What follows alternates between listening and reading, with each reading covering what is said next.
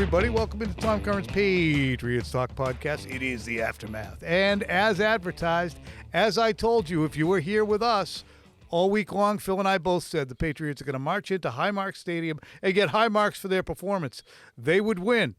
Nobody said that. I had them 38-24 losers, and nobody really expected it to unfold the way it did. The Patriots were the toast of the NFL after their 23-20 win.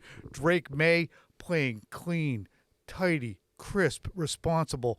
Didn't get the best protection, but boy, oh boy, Phil, was he mobile outside the pocket and responsible with his decisions, even though Mr. Cynic over here was like, look, I know everybody likes that throw to Stefon Diggs when he's getting dragged down, but he's looking at the ground. That's a bad precedent.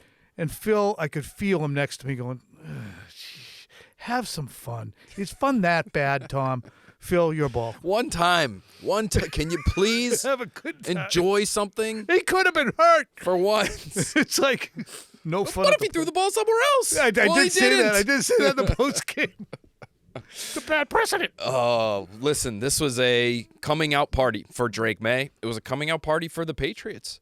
You have to take him seriously as a burgeoning star in this league after he does this on primetime. You're right. And after he's one of the best quarterbacks in football, statistically, through the first 5 weeks of the season, a team that should be 4-1 just gave one away to the Pittsburgh Steelers a few days ago.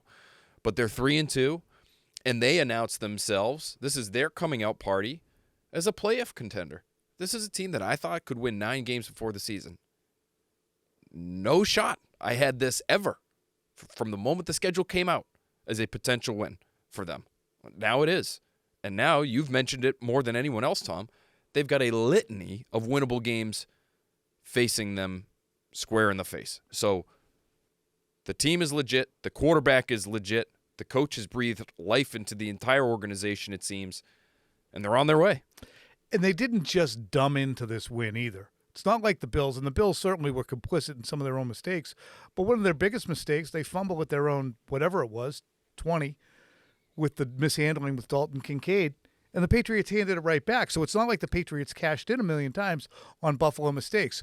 When I say dumbed into it, you sometimes see uncharacteristic games from teams where they're so bad and they get beaten by a lesser team, and you're like, that's not actual. No, I think the Bills, as sloppily as they did play with turnovers and with penalties, that Marcus Jones pick was not a mistake by Josh Allen. It was a terrific play by a defender. There were a lot of plays in this game made by Drake Maye as well that Buffalo was trying on.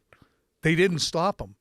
They didn't stop Stefon Diggs to the tune of 10 catches for 146 yards. They didn't stop a defense that was really terrific, I thought, at rallying to the ball and stopping James Cook, one of the best running backs in the National Football League in 2025. So that's why when Phil says they've arrived, is that what you said? Coming out party. Coming out party. I truly believe that because this was the thing that I had said, look, the Patriots have shown they can win when they play efficiently. They've shown, and that was last week, they've shown that they can overcome some of their own mistakes, which they did in Miami when Maye had an efficient game. Now we've seen Drake Maye not beat Miami, not beat Carolina, but go into Buffalo in a primetime game.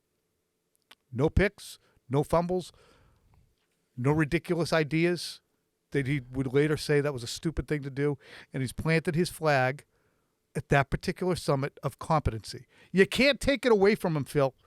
If the Patriots lost this game and it was a moral victory, 23-20, the Bills had won at the end, you wouldn't have the evidence that we now have that they can soup to nuts win the game at the end, regardless of mistakes made. Yeah, that's what you have to love, I think, about this game if you're a Patriots fan is they made mistakes. It wasn't like they played perfectly. When we talked about this game going into Sunday, it was, well, there's a moral victory at stake here for them as long as they can keep it close. It was as though they had to play their best game just to keep it within a score of the Bills. They didn't play their best game, and they won the game outright. That, to me, has to be encouraging. So, offensively, Maye looks skittish, and he looks like he's leaving pockets that he might not need to leave. It looks like he's missing open receivers down the field because his eyes are coming down as the rush is getting closer to him. Defensively, they had a heck of a time trying to get Josh Allen on the ground. And, boy, they just refused to cover that tight end, Dalton Kincaid.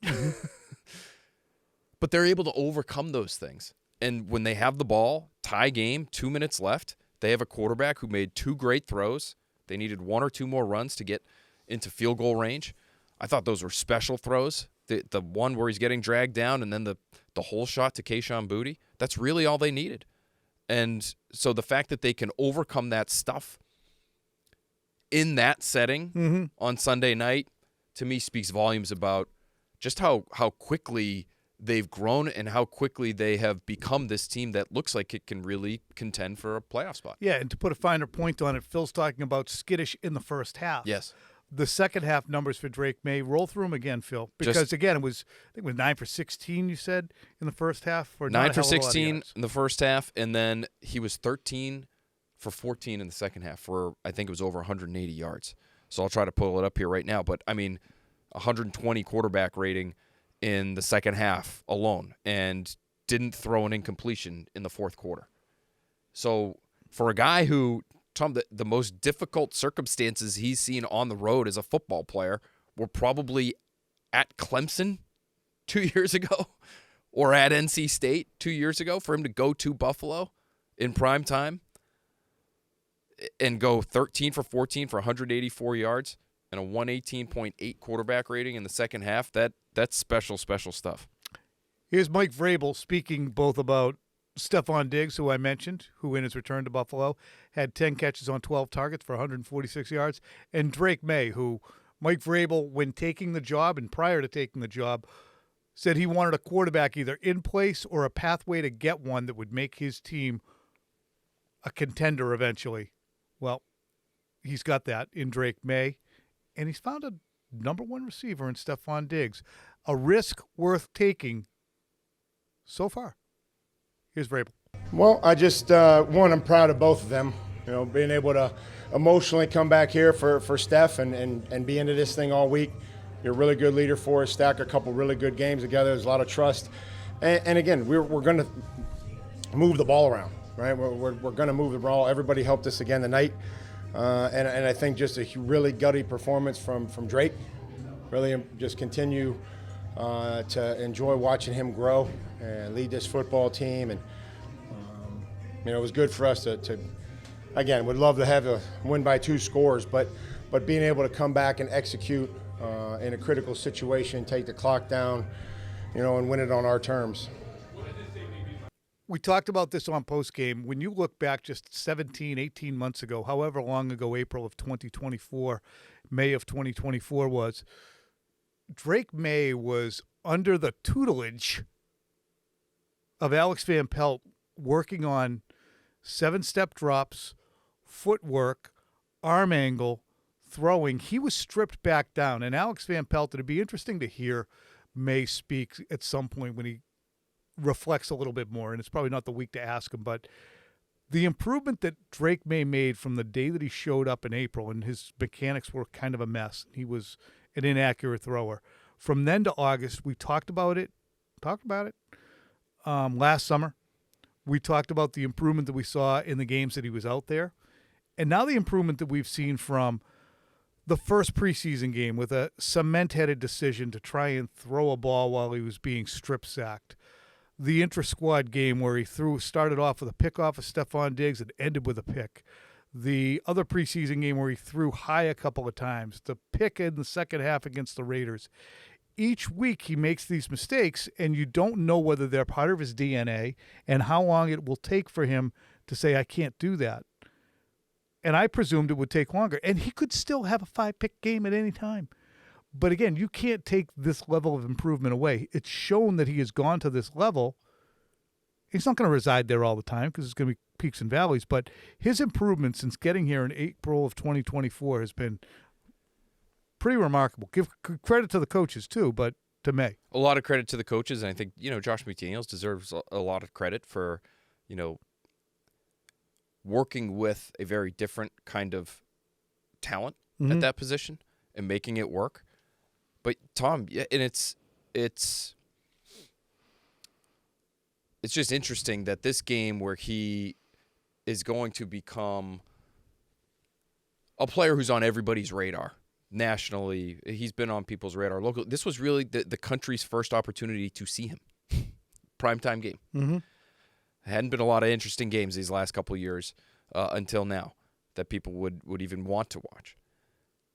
But the fact that he's playing against Josh Allen when this game comes to pass, to me is interesting because Allen, what makes him a unicorn aside from his physical skill set is his meteoric rise from guy who might be out of the league in a couple years to the best quarterback in football, or Just at least because of how bad he looked. In the conversation. He was that bad through 2 years, and then he was that good starting year 3 and beyond. And he has, in some ways, made it unrealistic for all other quarterbacks who come after him. Because the guys who suck will always have their supporters who say, well, look at Josh Allen, right? Josh Allen did it. When the reality is, Josh Allen is a physical specimen unlike any we've really ever seen in the NFL. But now you have this kid, Drake Maye, who wasn't starting at as low a point as Josh Allen.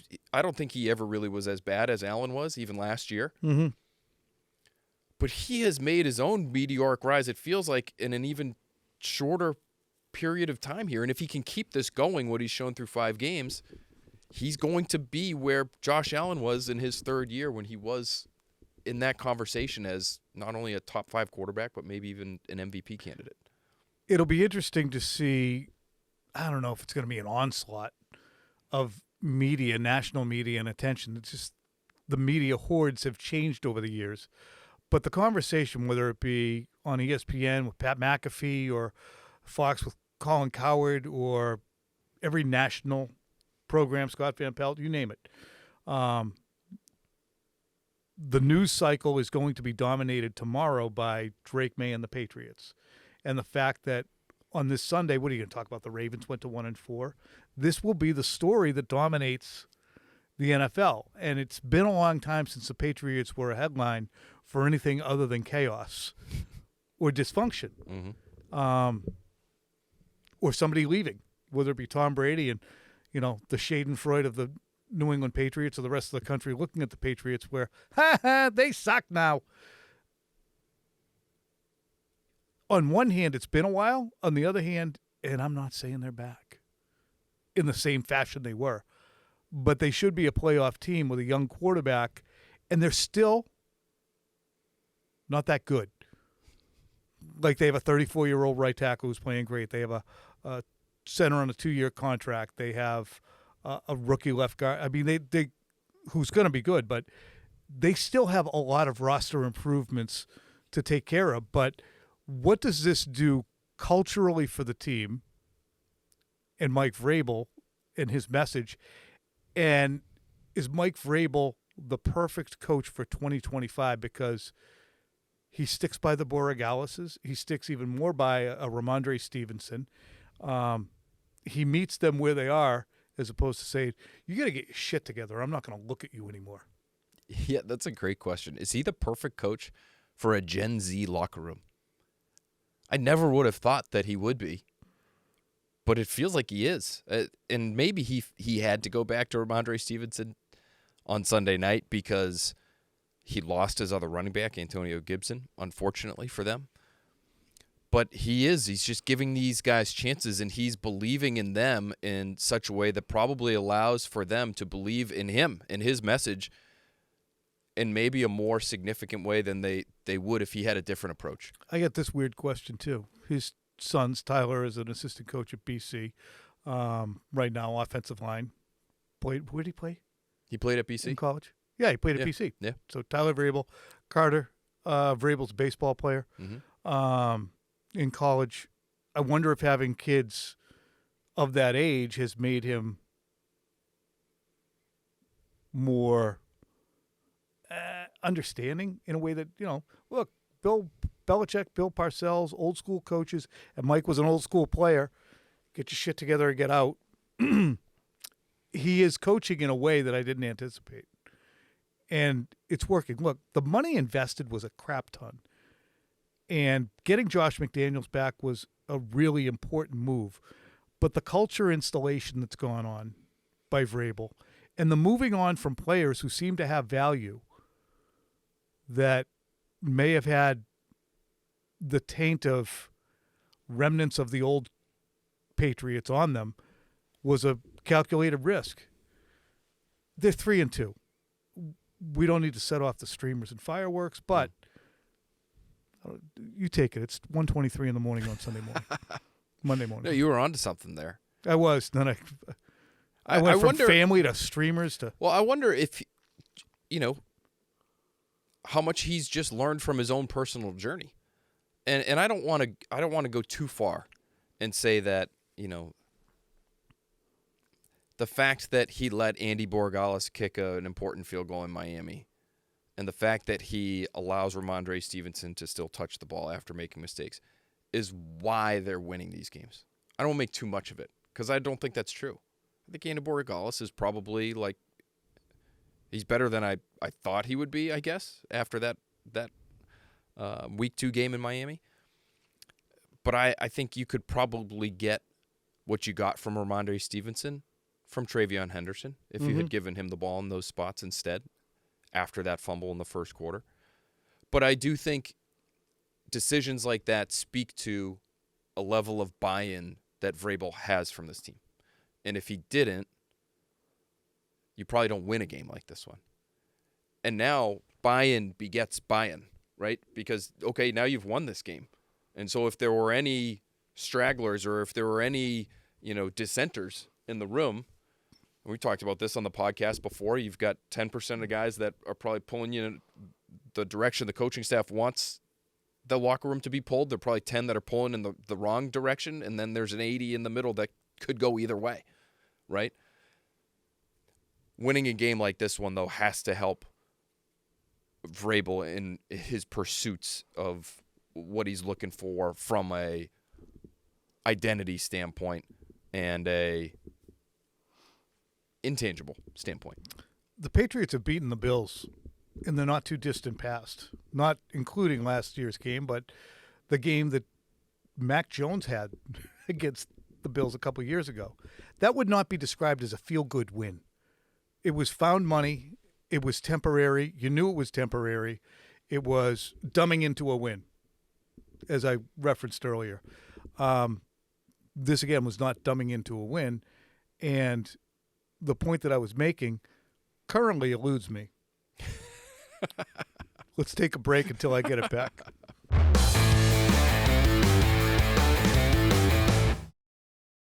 I'm back. It's been a long time since the Patriots have had a literal feel-good win. They even felt like any of the 4 wins last. I mean, would you call Cincinnati a feel-good win? I mean, it felt good. Sure. But okay, but not this good. It didn't feel that good for them or for the fan base. No, but that was a game where, hey, could they be a playoff team? They just beat Joe Burrow on the road, Week 1. They looked tough. They had an identity. Isn't that funny when you think about it? How fleeting stuff can be. Why is this more concrete than that?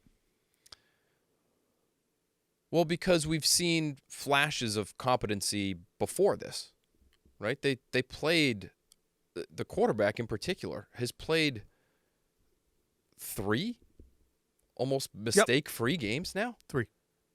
Which no one could have predicted before the season began. As much as anybody likes Drake Maye. And Phil really likes Drake and Maye. I really think he's got the potential and have thought that he's got the potential to be a really good player in this league. But I assumed that would come with mistakes. Mm-hmm. And now in 3 of 5 weeks, you really haven't had him. Now, tonight wasn't perfect in the first half in particular. I did think he looked a little jumpy, and you pointed that out too. But, boy, he's immaculate in the second half, and especially with the game on the line. And your point before the game was, hey, can I see it before I proclaim my belief in this guy? There was no way of knowing how he would handle that 2-minute drill tonight. And he handled it about as well as you could handle it. It's funny. I think it was Cap. Whoever it was, one of our producers came in and said, Patriots win 23-20 here, or I said Bills win 23-20. They're going to turn it over and they're going to kick the field goal down their end. Just because I don't know. Because you hate fun. I'm a beaten dog, yeah. That might be it, too. I mean, it's been years of watching bad football here and things, not going the Patriots' way. Speaking of bad football, Rhamondre Stevenson fumbling, again with minimal contact. He just holds the ball wrong. It's all wrong. You like the technique portion of this conversation, which I appreciate. So tell us why it's wrong. I feel like if you can envision this, folks, he's carrying it like you would carry a baby, kind of cradled in your arm. And there's a lot of football that you're seeing outside his forearm. As opposed to having his forearm covering the middle of the ball, he kind of carries it underneath. And I don't know if it's that way at the beginning of the play, but when he starts to fall, he kind of turns it under so that minimal contact on the underside of his arm allows the ball to come squirting out. Squirting. Out. And as a result, it becomes a turnover. Now, what I would say is just carry it higher. Does he not want to land on it? Is that the issue? Does he not want to hit the back of his hand on the ground with his body on it?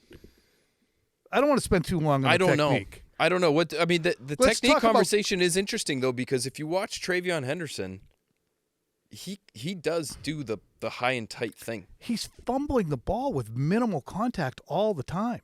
None of these are explosive hits. There's got to be something to the way he carries the ball, and it looks like to me there's too much ball exposed as he goes to the ground. Are you starting to look at the coaching when it comes to this? No, because I'm sure they've noticed it. I can't imagine that Four Eyes Curran over there, who really was just a dominant flag football player at St. Anselm. But do they have to wait to put him in the game until he changes the way he holds the football? See, that's what I said last week. I said if anything that happens to them, anything that happens with the football against Carolina last week, we talked all week about is he going to play, is he not going to play? I said if he plays and fumbles, that's not his fault. That's the coach's fault because he shouldn't be out there until he proves for a week or two that he can run with the ball and not fumble it. It didn't happen last week. It happened very quickly this week. So, and at that point, Antonio Gibson hadn't been hurt. It was unfathomable that the ball would be out. And that, too, is a really interesting aspect of this team psychologically. And we're not even getting into some of the stuff with the defense or anything like that. Big psychological pod going on right here. But for them to rebound psychologically from seeing one of their highest paid players and most talented players break them with a preventable error, create havoc with a preventable error, and for them not to say, here we go. Okay, here we go. We came down here. Now we're going to pee down our leg. Good job. Thanks, Rhamondre. They didn't do it? They didn't. They didn't do it. They didn't. And it's interesting. I would think that you would get more of that from players, but I don't sense that. I think Rhamondre Stevenson's a very likable person in that locker room, which helps him. Gen Z. It's just Gen Z. Don't pick on him. He fumbled again. Yeah. I there's got to be something like that happening there because you sense very little animosity toward the guy, even though he's carrying everybody's fate in his hands. So what do you do moving forward? I think again, this equation got complicated when Antonio Gibson got hurt because when he was carrying the ball, and if you noticed, I felt like I saw on multiple occasions him running between the tackles with both arms wrapped around the football. It can be done. But then when he gets hurt, now you're down to two running backs, and can you give everything to Travion Henderson? People that drafted Travion Henderson in the fantasy football world are beside themselves that he's not getting more work. They're beside themselves that Rhamondre Stevenson just scored 2 touchdowns. I get it. I've drafted Travion Henderson in multiple leagues. Now, I also understand, though, because I know what his history is, especially at Ohio State, I understand he's never going to be an every down back. At least as of right now. His frame, his size, if you ask him to do too much, he's probably going to get hurt. It's what happened to him in college, and nobody follows Ohio State football more closely than the head coach of the New England Patriots. So he knows it too. So you kind of have to play Rhamondre Stevenson. Unless you want to activate someone off the practice squad, or you want to go sign someone, you want to go trade for somebody, and I'm not saying those are bad ideas. Steven Jackson? Is he still around? No. I think he's still trying to run for a first down in Miami somewhere. Not leaving the field. He can't leave the field until we get that first down, damn it. But you're up a creek right now just because that room has suddenly become thin. Before Gibson's injury, it made very little sense to me that Stevenson would touch the ball again on Sunday night, and who knows moving forward. He played a few snaps. He did not touch the ball. We went over it. He didn't touch the ball until Gibson was out of the game. We're not going to prattle on and on because we're going to have another podcast for you guys Tuesday, as you know. And it'll be on television as well. Tom Curran's Patriots Talk podcast, the linear version. We're going to tape that in, 15 hours or so. So we'll just have a Mike Vrabel press conference really and Drake Maye's appearance on Thing tomorrow. And we'll still be digesting. But let's listen to Stefon Diggs talking about Drake Maye and what he thought of his performance. I seen a young quarterback take a step in the right direction. They did a lot of comparisons during the week, and I feel like it was a hell of a comparison to be compared to Josh Allen. But as you come into your own, Drake Maye has to be Drake Maye. And I was just so proud of him, coming in here and leading the team. Being a young quarterback can be hard sometimes, and that's why you have a supporting cast. Running backs making plays, receivers making plays, and let him know that you got his back. So I was just super proud of him. He has a good approach during the weekend. Attach yourself to the process and not the results. Ladies and gentlemen, suddenly you have a blue-chip quarterback. The Patriots are going to see next week Spencer Rattler and the Saints. The following week, there'll be Cam Ward and the Titans. After that, it'll be old Dylan Gabriel and the Browns, followed by Michael Penix and the Falcons. Nobody's going to look at those matchups and say the Patriots don't have the edge at quarterback. Nobody's going to wonder about that. Obviously, that would have been the case if the Patriots lost 41-17 tonight or 38-24, as I predicted. But do you think the Patriots will build off of this win and take care of business the way a mature team would? Or will they revel and luxuriate in their success? It's another road game next week. They go in the Big Easy. They're going to be hanging around the French Quarter. Whole bunch of beignets, a couple hurricanes. Next thing you know, Spencer Rattler's got them rattling. I'm kicking it in. The coffee is kicked in. It seems that way. Yeah, how do you handle it when you get a little taste? It's a great question. And it's, to me, a great opportunity for a lot of these guys to show that they can do it. This is such a hodgepodge of players in that locker room that have not, most of them, won much of anything, right? It's Milton Williams. Carl Davis. It's Carlton Davis. It's Stefon Diggs. He hasn't won a Super Bowl, but he's won some big football games in his life. After that, young and old. Ohio State guys, maybe. There's some college football success in there, but like young and old throughout that locker room, very few of them have been parts of really good football teams. So Vrabel has been. So that's another where they can look at him as a touchstone for. He's done it. Good point. He's done it. So, we cover the guys, but it's fun. Congratulations to him. Good job by Mike Vrabel and the New England Patriots. And Drake Maye. And I am not going to sheath my sword. I will leave my sword unsheathed and continue to fight the battle of smart football. I didn't like the play where he completed it to Stefon Diggs for 8 yards while looking at the ground in a critical situation. It's play of the season so far. It's the play of the season. Stupid thing to do. It's a stupid thing to do. You know what, though? It's a stupid thing to do. You're going to be broken eventually because you're going to say it wasn't the smartest thing, but it is something that he can do. And when it works out, that's why you took him 3rd overall in the draft. All right. That's why eventually when they pay him. That's why you pay him all that money is because he can do. I still don't know how he got that throw off. He was going down. He had to rear his elbow backward and then somehow got underneath This is a it stupid idea. to put enough juice on the ball With the game on the line. 20 to minutes 20 in his own end. in his own end. And he tried that after an entire game of responsible play. You'll I'm starting to come get riled up. You'll come around. No, I'm starting to get riled up now that I think about it. It's 20 to 20. You're in your own end. And you know what? If you couldn't make that And now play, everybody's going to go, whoa, what a play. so you know what? You know Not what a happens? great idea. So here's the good idea. Throw it away. Now it's 2nd and 10. Mm-hmm. Now you can't. Let me go to the play-by-play. Now you can't PPP? run the ball, Why? which I believe is Why? what they did in the next play. You want to run it on 2nd and 10? No, I don't want No, I don't think so. to. I don't think so. I don't think you want to do that. How much time is left? Runs it for 1 yard. So now, in your world, now it's 3rd and 9. Well, they weren't going to run Congratulations, you found yourself in a 3rd and 9 situation. it.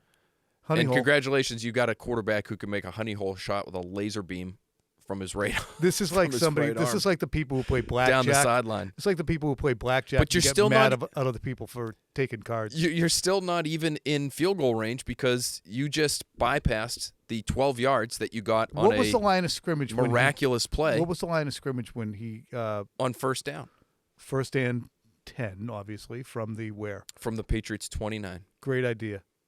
was probably actually- let's look at the Highmark Stadium turf and throw it in the general direction You're right. of Stefon You're right. Diggs. Much better idea to take a 10-yard sack and have it be 2nd and 20.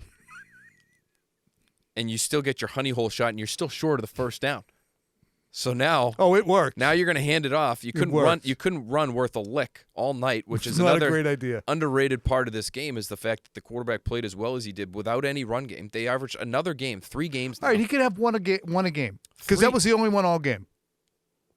And if that one, where he decides to do that, that calculated, I don't know how calculated it was, maybe it was calculated, that calculated risk pays off where he decides to hit on 15 or 17 or whatever it is it's stupid to do in blackjack, and he gets a 4, well, then good.